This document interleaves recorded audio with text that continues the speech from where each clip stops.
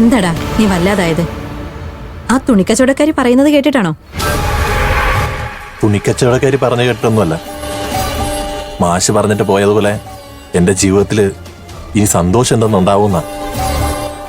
നീ എന്തൊക്കെയായി പറയുന്നേ? കല്യാണം എങ്ങനെയും നടത്തണമെന്നുള്ള മേഡത്തിന്റെ വാശി ജയിച്ചു.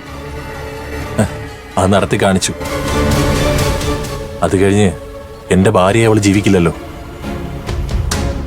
ആ കാര്യം കല്യാണത്തിന് മുമ്പ് തന്നെ അവള് പറഞ്ഞിട്ടുള്ളതല്ലേ. കല്യാണത്തിന് മുമ്പ് പറഞ്ഞ ഒന്നും നീ കാര്യമാക്കണ്ട.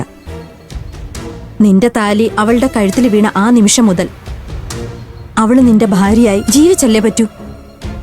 നീ ധൈര്യമായിട്ടിരിക്കടാ. ഇന്നത്തെ രാത്രി അവള് മറക്കില്ല.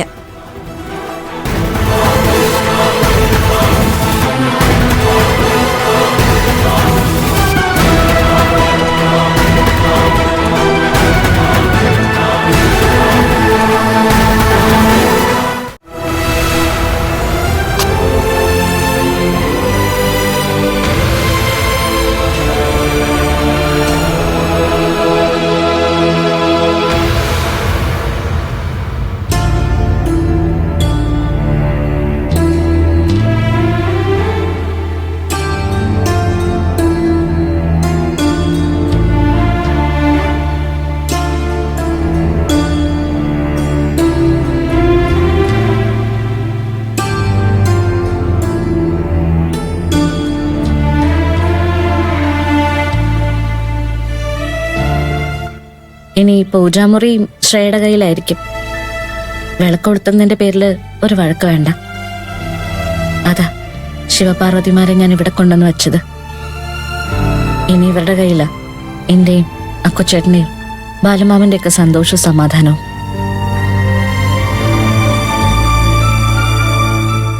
എന്തു പറ്റി?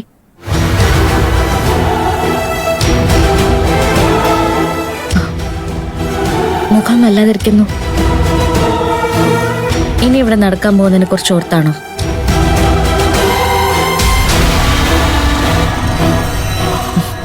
ഞാൻ പറഞ്ഞില്ലേ, ദൈവം നമ്മളെ കൈവിടില്ല. എന്താ അക്കുച്ചേട്ടാ പറയ്, വേറെന്തെങ്കിലും?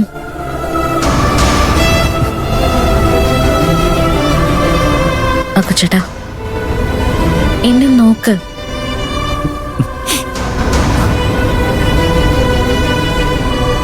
എന്നെ നോക്കാനാ പറഞ്ഞേ.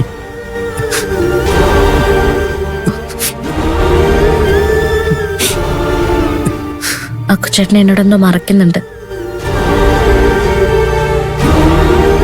പക്ഷെ അതെന്താണെന്ന് എനിക്ക് മനസ്സിലായി. ഞാനൊരു പെണ്ണല്ലേ. എല്ലാം മറക്കണം. കഴിഞ്ഞതൊക്കെ ഒരു ദുസ്വപ്നമായിരുന്നു എന്ന് ചിന്തിച്ചാൽ മതി. ഞാനത് സിമ്പിളായിട്ട് പറഞ്ഞു.